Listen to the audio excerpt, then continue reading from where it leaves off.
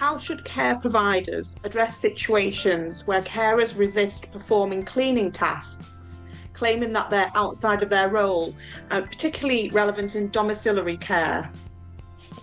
What I'll be looking for here is I'd always be going back to the employment contract. So legally, a contract of employment should communicate certain things, right, as per the Employment Rights Act 1996, and it's under Section 1. So again, it would be expected for potentially a job description or at least a statement of main terms to be communicated via that contract, specifically for instances like this.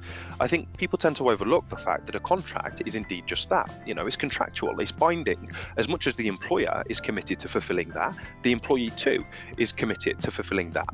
And so whilst, again, some people do provide a bit more of a detailed job description at the offer letter stage, and again, there's no problems with that, providing that something in writing exists, I would always be looking to refer back to the contract and potentially the job description and how it's articulated.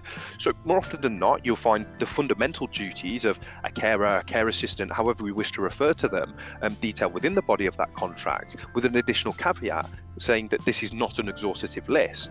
Some people detail on occasion that you may be asked on occasion to perform roles outside of your job role. Just make sure that something exists as that exhaustive list, or potentially just look to, if this is an expectation of the individual to potentially engage in cleaning, well, let's make sure that it's detailed within that job description or in the exhaustive list.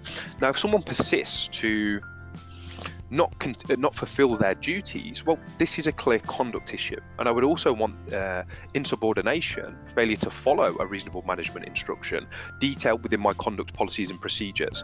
I would always recommend, again, if cleaning is something that's going to form a fundamental part of that individual's job role, to make sure that we're also providing sufficient training for that individual. Again, because there is a legal requirement to do so, whether it be COSH training or something of that variety. But again, just to make sure that that individual is trained and that it's articulated within the contract. And then naturally, if it's written within your conduct policies, you have that escalation process from, again, an employment law perspective.